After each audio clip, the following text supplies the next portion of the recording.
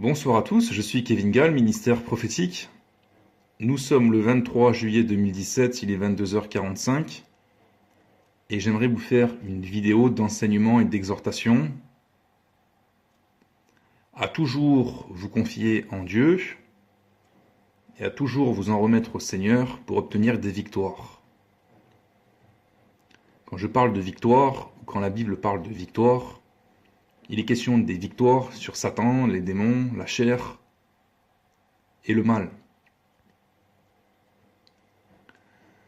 Dieu est un Dieu de guerre.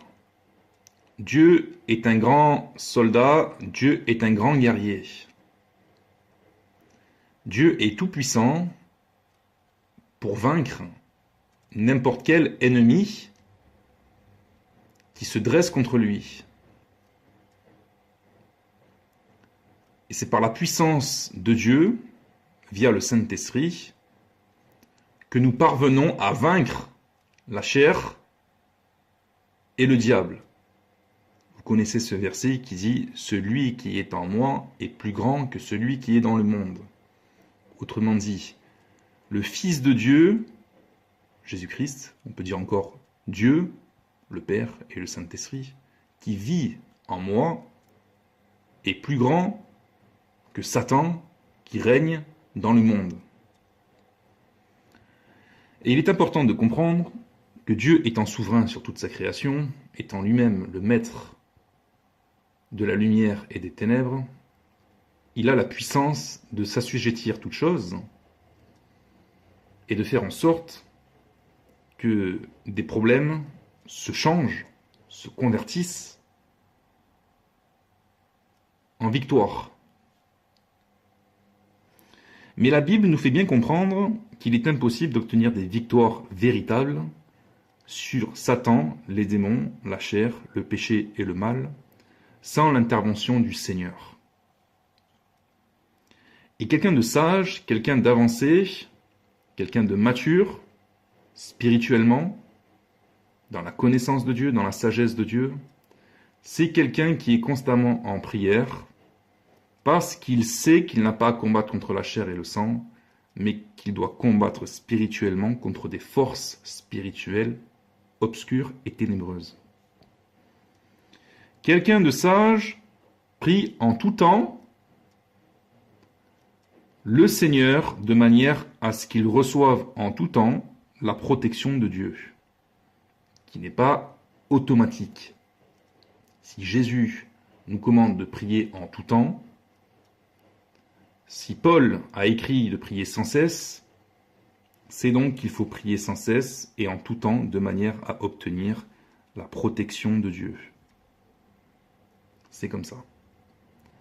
Exactement comme un sportif de haut niveau ou comme un athlète a besoin de constamment s'entraîner, a besoin de constamment se nourrir de manière à être performant à l'effort, eh bien un chrétien, spirituellement, il doit constamment se tenir devant Dieu et faire appel au Seigneur de manière à avancer spirituellement de gloire en gloire, de victoire en victoire.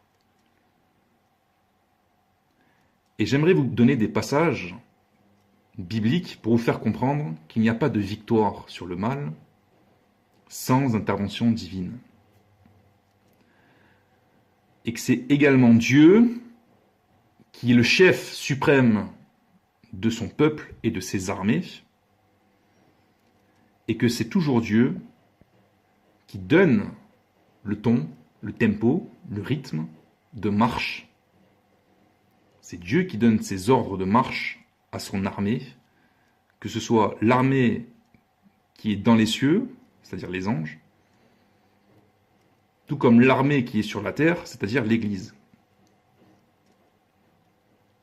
Comme un roi suprême, Dieu est le chef suprême de ses armées, et c'est lui qui dicte, qui donne des ordres de marche sur la manière dont l'Église, et même les anges, doivent opérer selon sa volonté. Et pour nous, Église, sa volonté nous est transmise par le Saint-Esprit.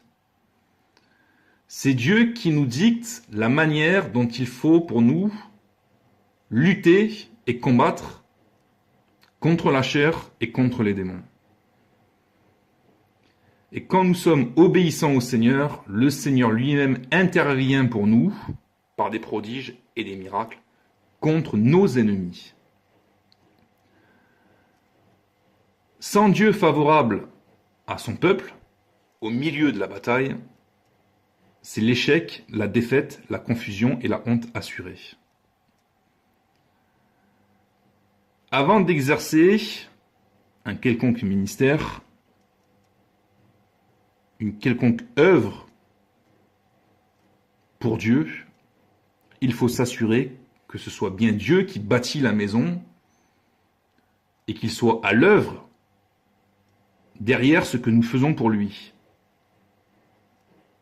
Parce que s'il n'y a pas Dieu qui est derrière, s'il n'y a pas eu alliance au préalable par rapport à l'œuvre que nous voulons faire pour Dieu, si Dieu n'y est pas dès le départ, c'est l'échec, la défaite, la confusion, la honte et la ruine assurée.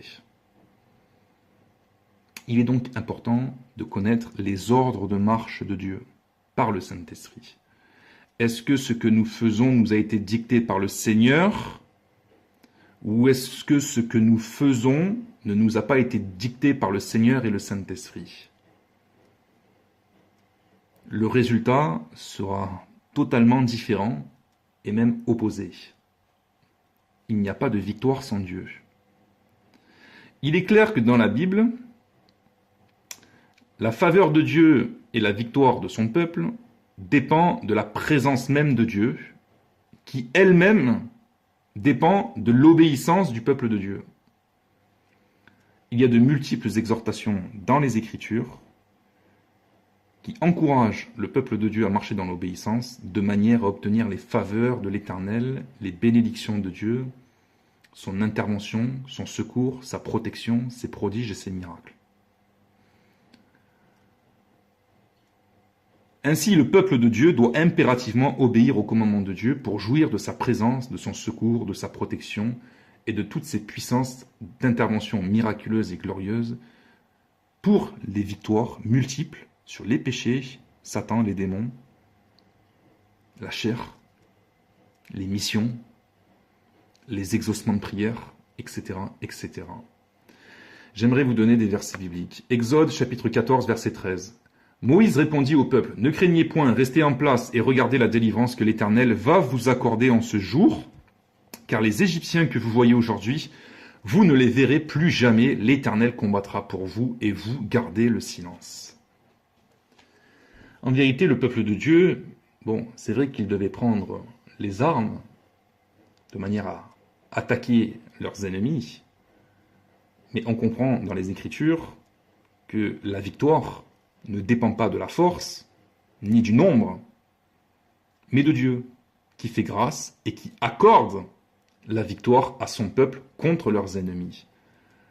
La victoire est assurée à partir du moment où Dieu promet d'intervenir, de combattre pour son peuple et de vaincre ses ennemis.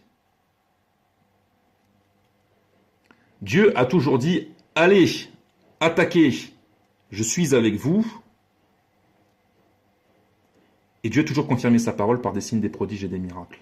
Deutéronome chapitre 20, verset 3. Il leur dira, « Écoute Israël, vous allez aujourd'hui livrer bataille à vos ennemis, que votre cœur ne se trouble point, soyez sans crainte, et ne vous effrayez pas, ne vous épouvantez pas devant eux, car l'Éternel votre Dieu marche avec vous pour combattre vos ennemis, pour vous sauver. » Deutéronome chapitre 28, verset 7. « L'Éternel te donnera la victoire sur tes ennemis qui s'élèveront contre toi. Ils sortiront contre toi par un seul chemin, ils s'enfuiront devant toi par 7 chemins. » Exode chapitre 23, verset 28.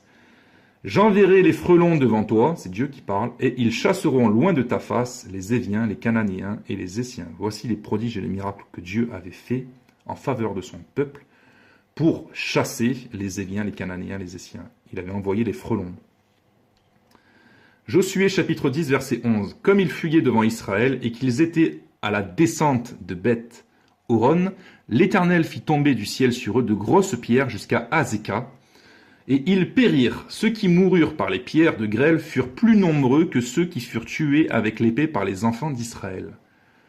Alors Josué parla à l'Éternel, le jour où l'Éternel livra les Amoréens aux enfants d'Israël, et il dit en présence d'Israël, Soleil, arrête-toi sur Gabaon, et toi, lune, sur la vallée d'Ajalon. Et le soleil s'arrêta, et la lune suspendit sa course, jusqu'à ce que la nation eût tiré vengeance de ses ennemis. Cela n'est-il pas écrit dans le livre du juste, le soleil s'arrêta au milieu du ciel, et ne se hâta point de se coucher presque tout un jour. Il n'y a point eu de jour comme celui-là, ni avant ni après, où l'Éternel avait écouté la voix d'un homme, car l'Éternel combattait pour Israël. Ce passage est merveilleux. On voit comment Dieu est puissant, comment Dieu est maître de toute sa création, et qu'il est capable d'arrêter le soleil, d'arrêter la lune. Vous voyez, rien que par la prière d'un homme inspiré du Saint-Esprit. Et l'Éternel combattait pour Israël, en faveur d'Israël. Il avait envoyé des grosses pierres contre les ennemis d'Israël, et ces ennemis-là ont péri. Le châtiment que Dieu avait envoyé est encore plus grand, plus puissant que le châtiment de l'épée à travers les enfants d'Israël. Donc on voit vraiment que Dieu veut marcher main dans la main avec son peuple, et qu'il est même fier et heureux, le Seigneur, de faire éclater sa gloire par des signes, des prodiges et des miracles.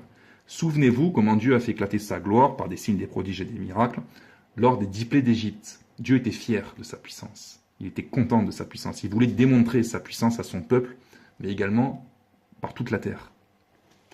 Genèse chapitre 12, verset 17. Mais l'Éternel frappa de grandes plaies Pharaon et sa maison au sujet de Sarai, femme d'Abraham.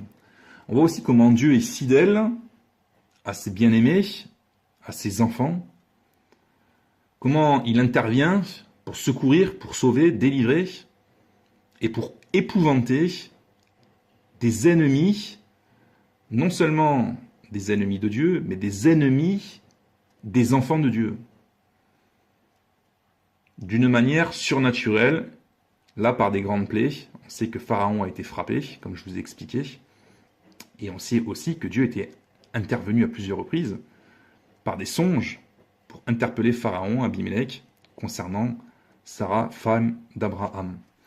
2 Chroniques 32, verset 7. Fortifiez-vous et ayez du courage. Ne craignez point et ne soyez point effrayés devant le roi d'Assyrie, devant toute la multitude qui est avec lui, car avec nous, il y a plus qu'avec lui. Avec lui est un bras de chair, et avec nous l'Éternel, notre Dieu, qui nous aidera et qui combattra pour nous. Le peuple eut confiance dans les paroles d'Ézéchias, roi de Juda. Verset 20.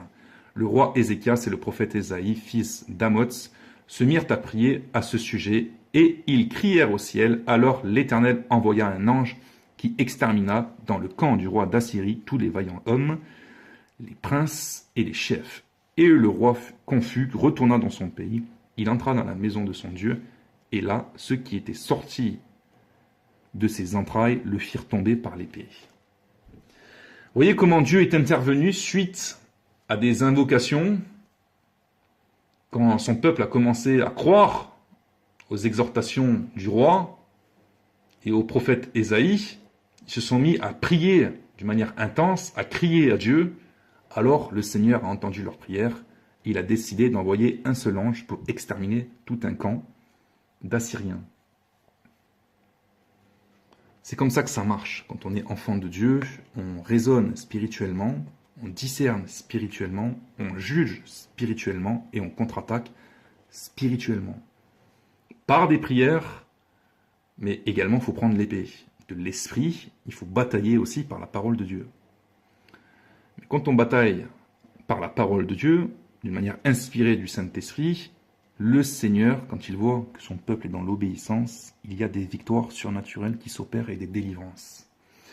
C'est ce que vous pouvez voir lorsqu'il y a des prédications inspirées de Dieu et que le Seigneur décide de libérer les captifs, délivrer les prisonniers, guérir des malades, de chasser Satan, de le renvoyer dans ses retranchements. Jérémie 42, verset 11. Ne craignez pas le roi de Babylone, figure de Satan, dont vous avez peur, ne le craignez pas, dit l'Éternel, car je suis avec vous pour vous sauver et vous délivrer de sa main. 1 Samuel 2, verset 9. Il gardera les pas de ses bien-aimés, mais les méchants seront anéantis dans les ténèbres, car l'homme ne triomphera point, par la force de son bras. 1 Samuel 17, 45. David dit aux Philistins, tu marches contre moi avec l'épée, la lance et le javelot, et moi je marche contre toi au nom de l'Éternel des armées, du Dieu de l'armée d'Israël que tu as insulté. Aujourd'hui l'Éternel te livrera entre mes mains, je t'abattrai et je te couperai la tête. Aujourd'hui je donnerai les cadavres du camp des Philistins aux oiseaux du ciel et aux animaux de la terre, et toute la terre saura qu'Israël a un Dieu, et toute cette multitude saura que ce n'est pas ni par l'épée ni par la lance que l'Éternel sauve, car la victoire appartient à l'Éternel, et il vous livre entre nos mains. Ce passage est essentiel pour comprendre les réalités spirituelles, la guerre spirituelle, et comprendre que Dieu doit être le chef, le roi. C'est lui qui décide, c'est lui qui accorde, par sa grâce, la victoire de son peuple sur l'ennemi. 1 Samuel 25, 29. S'il s'élève quelqu'un qui te poursuive et qui en veuille à ta vie, l'âme de mon Seigneur sera liée dans le faisceau des vivants auprès de l'Éternel ton Dieu, et il lancera du creux de la fronde l'âme de tes ennemis. La Bible ne dit pas que Dieu délivre son peuple lorsqu'il y a de la rébellion, lorsqu'il néglige ses commandements et lorsqu'il est sous l'interdit. Il n'y a point de délivrance, même quand les trompettes sonnent et que les soldats montent au combat. Certains cherchent la délivrance de leurs démons, et même des églises entières, alors qu'ils négligent les commandements de Dieu et qu'ils sont sous l'interdit, par des péchés dont ils doivent avoir la révélation, de manière à ce qu'ils s'en détournent, de manière à ce qu'ils ôtent le péché du milieu d'eux, afin que Dieu puisse véritablement revenir, soit vers un chrétien, soit vers un groupe de chrétiens, une église locale, si c'est à une plus grande échelle, de manière à ce qu'il puisse pardonner, venir, intervenir, délivrer son peuple. Il n'y a point de délivrance, même quand les trompettes sonnent et que les soldats montent au combat, quand Dieu n'y est pas. 2 Chroniques 15, verset 2. Écoutez-moi, Assa, et tout Juda et Benjamin. L'Éternel est avec vous quand vous êtes avec lui. Si vous le cherchez, vous le trouverez. Mais si vous l'abandonnez, il vous abandonnera. Ésaïe 63, 10. Mais ils ont été rebelles, ils ont attristé son Esprit Saint, et il est devenu leur ennemi, il a combattu contre eux. Il peut arriver, c'est même souvent le cas en temps d'apostasie, c'est le cas, que beaucoup cherchent la délivrance, ils font des prières, des invocations au Seigneur, ils crient à Dieu pour être délivrés de malédictions, de malheurs, des démons, des maladies. Alors qu'en vérité, Dieu combat contre eux, à cause de leurs péchés, qui n'ont pas été expiés, parce qu'ils n'ont pas été confessés, et parce qu'ils ne se sont pas repentis. Et parce qu'ils n'ont pas été lavés par le sang de Jésus. Le sang de Jésus nous délivre de la colère de Dieu, le sang de Jésus nous détourne de la colère de Dieu à partir du moment où on marche également dans la repentance, la confession des péchés, l'obéissance. Vous aurez beau invoquer le nom de Jésus, vous aurez beau invoquer le sang de Jésus pour couvrir vos péchés, s'ils ne sont pas confessés, s'ils ne sont pas détournés, vous n'avez fait qu'une partie de la délivrance. Osée 8, verset 3, Israël a rejeté le bien, l'ennemi le poursuivra. Lévitique 26, 17. Je tournerai ma face contre vous et vous serez battus devant vos ennemis. Ceux qui vous haïssent domineront sur vous et vous fuirez sans que l'on vous poursuive. Voilà ce que Dieu dit exactement concernant l'Église à l'heure actuelle. Vous serez battus devant vos démons. Ceux qui vous haïssent domineront sur vous et vous fuirez sans que l'on vous poursuive. Par des cauchemars, par exemple. Il y a beaucoup de chrétiens qui sont attaqués, qui sont battus devant les démons, qui sont soumis et asservis aux démons, qui sont loin de la face de Dieu, parce que Dieu s'est détourné d'eux, parce qu'ils sont dans le péché. Deutéronome 28, 25, l'Éternel te fera battre par tes ennemis, tu sortiras contre eux par un seul chemin, et tu t'enfuiras devant eux par 7 chemins, et tu seras un objet d'effroi pour tous les royaumes de la terre. Voici les malédictions que Dieu avait citées dans Deutéronome 28, le châtiment d'Israël lorsqu'ils allaient être dans la désobéissance et dans l'endurcissement de la désobéissance. 1 Chronique 21, verset 12. Accepte ou 3 années de famine, ou 3 mois pendant lesquels tu seras détruit par tes adversaires et atteint par l'épée de tes ennemis. Ou 3 jours pendant lesquels l'épée de l'Éternel et la peste seront dans le pays, et l'ange de l'Éternel portera la destruction dans tout le territoire d'Israël. Vois maintenant ce que je dois répondre à celui qui m'envoie. Alors certains diront, mais Dieu n'est pas un père fouettard. Est-ce que vous avez lu l'Ancien Testament pour comprendre que Dieu est un père fouettard quand le peuple est dans la désobéissance? Et je vous signale que Dieu n'a pas changé. Certains croient que parce que Jésus est arrivé sur terre, et parce qu'il a donné son évangile, confirmé par les apôtres, que Dieu, le Père, aurait changé dans sa manière de voir les choses, dans sa manière de juger les hommes. Comme si dans l'Ancien Testament, par exemple, la sorcellerie était un péché, puis hop, dans le Nouveau Testament, bon, ben, Dieu il pardonne, même si vous êtes sorcier, il ne juge plus la sorcellerie. Pareil pour l'impudicité. Dans tous les domaines de péché d'ailleurs. Bien sûr, il y a des lois qui ont été accomplies et abolies par le Seigneur, mais je ne parle pas des lois qui ont été abolies ou accomplies, qui n'ont rien à voir avec la justice de Dieu sur le bien et le mal.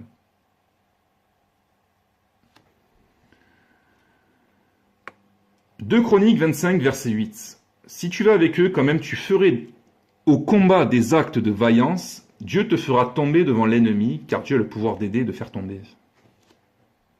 Je relis 2 Chroniques 25, verset 8. Si tu vas avec eux, quand même tu ferais au combat des actes de vaillance, Dieu te fera tomber devant l'ennemi, car Dieu a le pouvoir d'aider et de faire tomber. Et ce passage doit parler normalement à des ministères, même des églises entières, qui veulent partir au combat, dans des missions,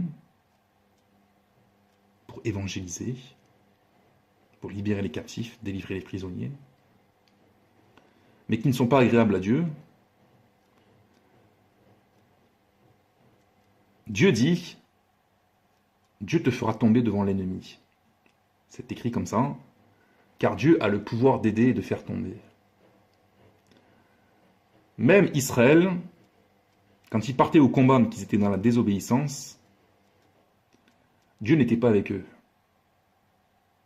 Et ils tombaient devant l'ennemi. Est-ce que ça ne vous fait pas penser, ça, à des chrétiens qui veulent chasser les démons, mais qui se retrouvent possédés par les démons? Ils se mettent à imposer les mains à des démoniaques, et ils attrapent les démons des démoniaques. Dieu te fera tomber devant l'ennemi. Si un démon, au lieu d'être chassé, il traverse votre corps, il y a un problème. Psaume 33, verset 16. Ce n'est pas une grande armée qui sauve le roi, ce n'est pas une grande force qui délivre le héros. Le cheval est impuissant pour assurer le salut, et toute sa vigueur ne donne pas la délivrance. Sous-entendu, ça vient de Dieu, la délivrance, le salut. Vous aurez beau crier des fausses doctrines, invoquer le nom du Seigneur, en même temps prier, faire des choses qui sont mauvaises, avoir des sapins de Noël au milieu de l'assemblée, Dieu n'entendra pas vos prières. Parce qu'il y a de l'interdit, parce qu'il y a du péché.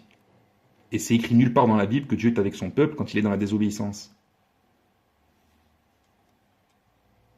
Il peut y avoir des éclats de voix, Jésus-Christ est Seigneur, etc., etc., même des chants de délivrance, sans qu'il y ait l'intervention de Dieu pour délivrer son peuple. Psaume 44, verset 3. De ta main tu as chassé des nations pour les établir, tu as frappé des peuples pour les étendre, car ce n'est point par leur épée qu'ils se sont emparés du pays, ce n'est point leur bras qui les a sauvés, mais c'est ta droite, c'est ton bras, c'est la lumière de ta face, parce que tu les aimais, ô Dieu, tu es mon roi. Ordonne la délivrance de Jacob, avec toi nous renverserons nos ennemis, avec ton nom nous écrasons nos adversaires, car ce n'est pas en mon arc que je me confie, ce n'est pas mon épée qui me sauvera, mais c'est toi qui nous délivres de nos ennemis et qui confonds ceux qui nous haïssent. Voilà quelqu'un qui était inspiré du Saint-Esprit pour parler en esprit et en vérité, pour avoir suffisamment de discernement et comprendre que c'est Dieu sur son trône qui décide qui va gagner lors d'une bataille, lors d'un combat. C'est Dieu qui décide d'exaucer des prières qui montent à lui, d'accorder des bénédictions de guérison et de délivrance, quand des serviteurs de Dieu se mettent à crier à lui pour des guérisons et des délivrances. C'est Dieu aussi qui décide de chasser les démons des corps quand un serviteur de Dieu se met à crier « Sors de ce corps, démon, esprit impur, au nom de Jésus ».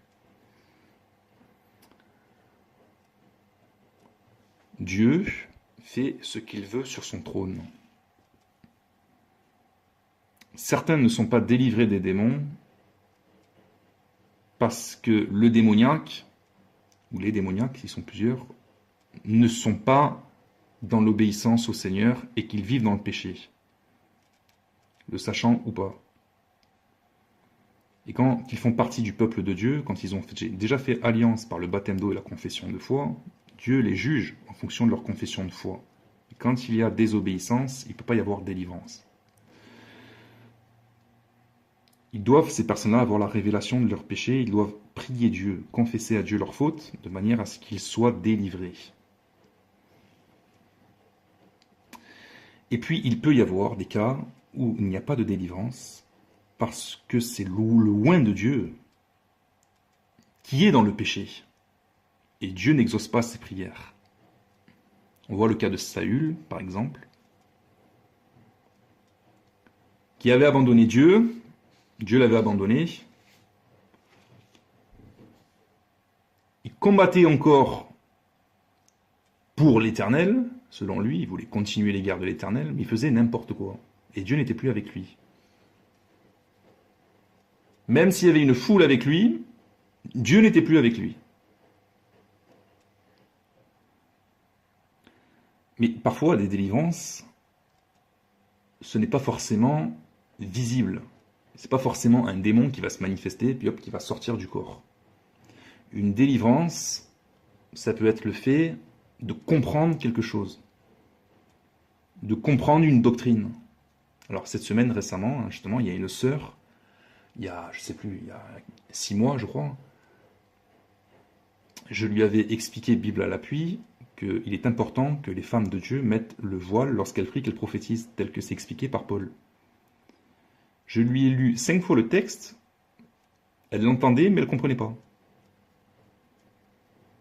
Et elle m'a dit, je vais me tenir devant Dieu, je vais prier le Seigneur, et je vais lui demander de m'éclairer. Et c'est vrai, elle avait un voile sur ses yeux, c'est comme si son intelligence était obscurcie, pour ne pas qu'elle comprenne. Et je sais très bien que Satan et les démons travaillent aussi dans le domaine où ils obscurcissent, ils étouffent l'intelligence de manière à rendre impossible une compréhension de la parole de Dieu. Ou alors pour faire tordre le sens de la parole de Dieu. Un prédicateur authentique, loin de Dieu, va vous prêcher la parole de Dieu, authentique, de manière inspirée. Satan peut faire en sorte que celui qui écoute, soit il ne comprend rien du tout au message, soit il comprend le message, mais d'une manière tordue. C'est exactement ce qui se passe, notamment sur Internet. Il faut que cet esprit soit chassé, il faut que Dieu vienne éclairer les ténèbres, parce que pour qu'il y ait prise de conscience, il faut que la lumière pénètre là où il y a les ténèbres. Sinon, c'est impossible. Donc, il faut une intervention divine, de l'importance aussi d'intercéder. Et cette sœur m'a écrit récemment, « Kevin, ça y est, j'ai obtenu la confirmation de ce que tu as dit. Je suis convaincu maintenant que je dois mettre le voile quand je prie, quand je prophétise, dans la présence de Dieu. » Et quand elle m'a dit ça, je dis gloire à Dieu. Parce que je sais que ce n'est pas moi qui a réussi à faire asseoir la parole de Dieu en elle, mais c'est Dieu qui est intervenu, comme il est intervenu en faveur de Pierre, pour lui révéler que Christ, Jésus, était le Fils de Dieu, le oint de Dieu, le Messie. Ben, de la même manière, cette sœur a reçu la révélation par Dieu, ce n'est ni la chair ni le sang qui lui ont révélé ces choses, mais c'est Dieu par le Saint-Esprit que désormais elle doit mettre un voile quand elle se tient devant Dieu. Je vais vous montrer 2 exemples bibliques où les Israélites ont voulu combattre, au nom de l'Éternel, leurs ennemis, alors qu'ils étaient dans la désobéissance, et qu'ils ont fini par se faire exterminer. Parce que Dieu n'était pas avec eux. Nombre, chapitre 14, verset 40. Ils se levèrent de bon matin et montèrent au sommet de la montagne en disant : Nous voici, nous monterons au lieu dont a parlé l'Éternel, car nous avons péché. Moïse dit : Pourquoi transgressez-vous l'ordre de l'Éternel ? Cela ne réussira point. Parce que Dieu avait dit : Je ne serai plus avec eux pour la bataille et pour la victoire. Et comme ils ont pris conscience qu'ils avaient péché, ils ont décidé, comme ça, par eux-mêmes, de monter au combat. Mais Dieu leur avait dit non. Alors Moïse a dit : Pourquoi transgressez-vous l'ordre de l'Éternel ? C'est une deuxième transgression qu'ils ont fait. Cela ne réussira point. Ne montez pas, car l'Éternel n'est pas au milieu de vous. Ne vous faites pas battre par vos ennemis, car les Amalécites et les Cananéens sont là devant vous, et vous tomberez par l'épée. Parce que vous vous êtes détournés de l'Éternel, l'Éternel ne sera point avec vous. Ils s'obstinèrent à monter au sommet de la montagne, mais l'arche de l'Alliance et Moïse ne sortirent point au milieu du camp. Vous savez que l'arche de l'Alliance symbolisait la présence même de Dieu, au milieu du camp d'Israël. Alors descendirent les Amalécites et les Cananéens qui habitaient cette montagne, ils les bâtirent et les taillèrent en pièces jusqu'à Horma. En vérité, Dieu était avec les Amalécites et les Cananéens à ce moment-là pour exterminer son propre peuple. Vous avez aussi le péché d'Akan, qui est un exemple biblique vraiment frappant, flagrant, pour comprendre qu'il ne faut jamais faire des missions au nom de Jésus, au nom de Dieu, sans que Dieu ou Jésus vous en ait donné l'ordre directement. Josué 7, verset 10. L'Éternel dit à Josué : Lève-toi, pourquoi restes-tu ainsi couché sur ton visage ? Israël a péché, ils ont transgressé mon alliance que je leur ai prescrite. Ils ont pris des choses dévouées par interdit, ils les ont dérobées et ont dissimulé. Ils les ont cachées parmi leurs bagages. Aussi les enfants d'Israël ne peuvent-ils résister à leurs ennemis. Ils tourneront le dos devant leurs ennemis, car ils sont sous l'interdit. Je ne serai plus avec vous, si vous ne détruisez pas l'interdit du milieu de vous. Donc c'est important pendant les délivrances de connaître les péchés des hommes de manière à ce qu'ils les confessent et qu'ils s'en détournent. Parce que là, le Seigneur a bien dit : Je ne serai plus avec vous si vous ne détruisez pas l'interdit du milieu de vous. Est-ce que vous savez qu'un simple sapin de Noël au milieu des chrétiens déshonore le Seigneur et empêche les bénédictions de Dieu d'entrer ? Bien sûr, ils vont vous dire qu'il y a des guérisons, il y a des délivrances, etc. Mais c'est du pipeau, hein. C'est impossible. D'ailleurs, ils les attendent, les miracles. Hein. Je connais ces églises-là. Ils vous parlent des miracles d'il y a 30 ans, d'il y a 40 ans, qu'on leur avait parlé, etc. etc. Mais eux-mêmes, ils n'en vivent pas, ils n'en voient pas. Lève-toi, sanctifie le peuple. Tu diras : Sanctifiez-vous pour demain, car ainsi parle l'Éternel, le Dieu d'Israël. Il y a de l'interdit au milieu de toi, Israël. Tu ne pourras résister à tes ennemis jusqu'à ce que vous ayez ôté l'interdit du milieu de vous. Donc ça, c'est un verset de plus qui vous fait comprendre que si des églises veulent des délivrances, il faut premièrement s'assurer qu'il n'y ait plus d'interdit au milieu du peuple de Dieu. Et ça nécessite de bien connaître les brebis. Parce qu'il suffit qu'une seule brebis comme Akan soit dans la désobéissance pour que l'ensemble du peuple soit dans une malédiction. Dieu s'est détourné d'Israël juste à cause d'un homme, Akan. Il a troublé tout le peuple de Dieu, Akan. C'est pourquoi d'ailleurs il a été exterminé. Dans le Nouveau Testament, on ne demande pas de lapider ceux qui troublent des églises entières, mais il faut les excommunier. Il faut au moins les chasser. En absence de repentance, bien évidemment. Donc, je voulais, à travers cette vidéo, ramener à votre esprit, ranimer même votre esprit, et vous rappeler les commandements de Dieu, et vous rappeler que Dieu est au sommet, à la tête des armées, et qu'il n'y a jamais de la vie des victoires sans son accord, sans sa volonté, sans sa faveur, sans sa grâce. Et que tout vient de lui, et que tout lui revient.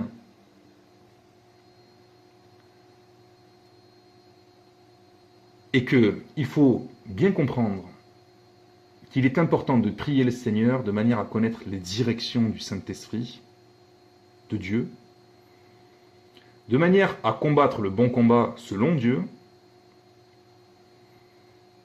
et ne pas se mettre à faire des choses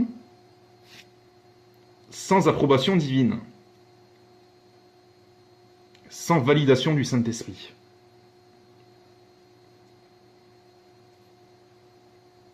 Parce que beaucoup croient faire des choses qui rendent gloire au Seigneur, mais en vérité, ils mentent, ils disent n'importe quoi, et ils déshonorent Dieu pour leur propre ruine, ainsi que la ruine de ceux qui les écoutent et qui les suivent. D'où l'importance d'avoir une véritable communion avec Dieu, parce que ça ne s'improvise pas. Est-ce qu'on reçoit les messages authentiques de Dieu en temps et en heure? Est-ce qu'on est véritablement fidèle au message de Dieu lorsqu'il nous parle? Est-ce qu'on fait véritablement sa volonté qui nous a été dictée? Ou est-ce qu'on fait quelque chose qu'on croit venir de Dieu, mais qui ne vient pas de Dieu, qui vient soit de la chair, soit des démons, et qui, au final, combat le Seigneur.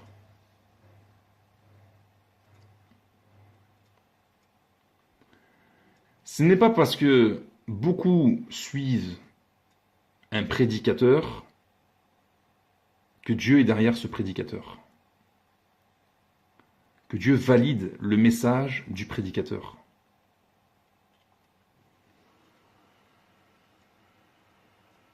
Ce n'est pas parce qu'il y a une foule qui désire des guérisons, des délivrances, que ça crache de tous les côtés,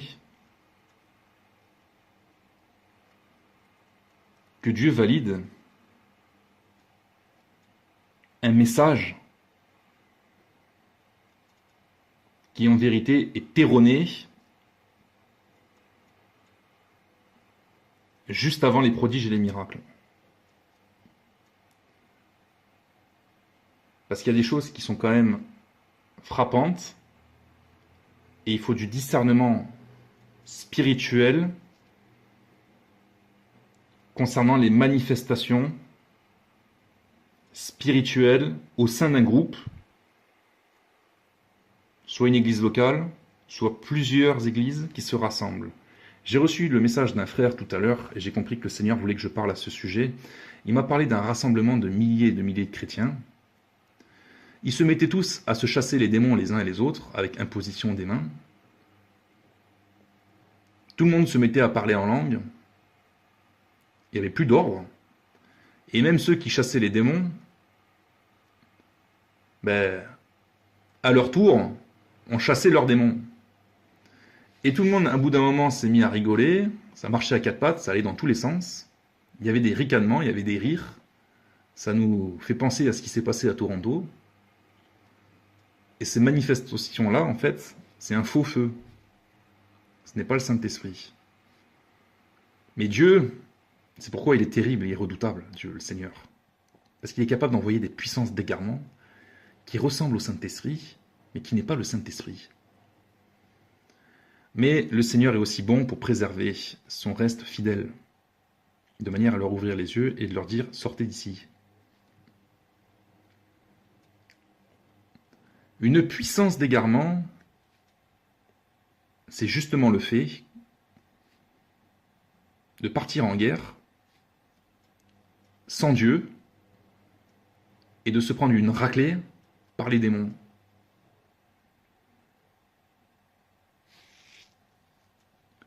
C'est ça que je vais vous faire comprendre aussi ce soir. Parce qu'il y a des doctrines de démons, il y a des esprits de démons derrière des fausses doctrines, derrière des prédicateurs de fausses doctrines, derrière des ministères même de guérison, de délivrance. Il y a des puissances d'égarement terribles où on sait à travers les Écritures, par la connaissance et la sagesse, que ces esprits démoniaques sont arrivés et ont gagné du terrain parce que ces prédicateurs ou ces chrétiens sont allés en guerre sans Dieu. Et c'est important pour un ministère prophétique de dire ces choses par la connaissance des Écritures et le discernement des esprits.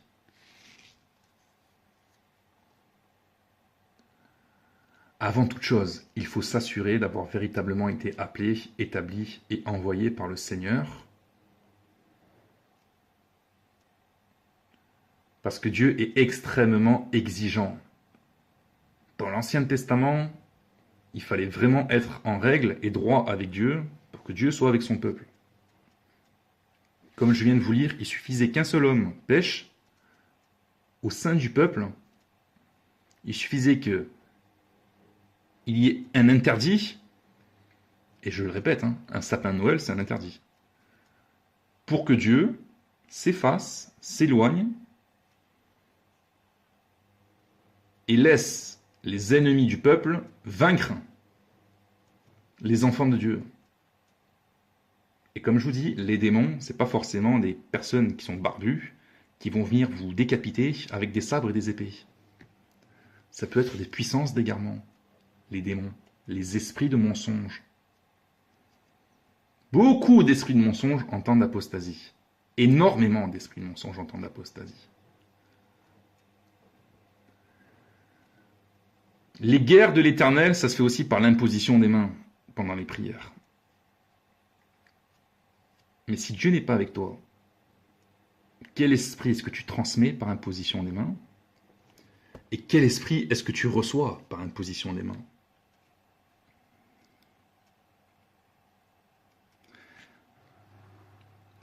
Le message est passé. L'Éternel doit diriger ses propres guerres à travers nous. Je vous laisse méditer ces paroles et peut-être et sûrement, et d'ailleurs je vais prier pour ça, que le Saint-Esprit vous éclaire sur ce point et vous révèle ce qu'il y a de caché et de profond derrière ce que j'ai pu vous expliquer et derrière ce que vous pouvez voir de vos yeux et de ce que vous pouvez vivre autour de vous et même dans votre assemblée locale. Il ne s'agit pas de sortir d'ici et de dire « Ah ben voilà, il y en a, je vois tout ci, maintenant je vois, etc., puis tout condamner. » Je dis simplement de faire les choses avec sagesse et surtout en étant guidé par le Saint-Esprit. Qu'il n'y ait pas d'amalgame. Que vous sachiez faire le tri par le discernement et l'intelligence. Parce que certains écoutent mes vidéos, ils vont voir leur pasteur, ils n'ont rien compris à mes vidéos, ils font n'importe quoi, et après ça me retombe dessus. Et c'est pas pour ma propre ruine, c'est pour leur ruine à eux. Donc prière, sagesse, compréhension, intelligence, discernement, et après il faut régler les problèmes. Si Dieu permet que ces problèmes soient réglés. Soyez bénis, au revoir.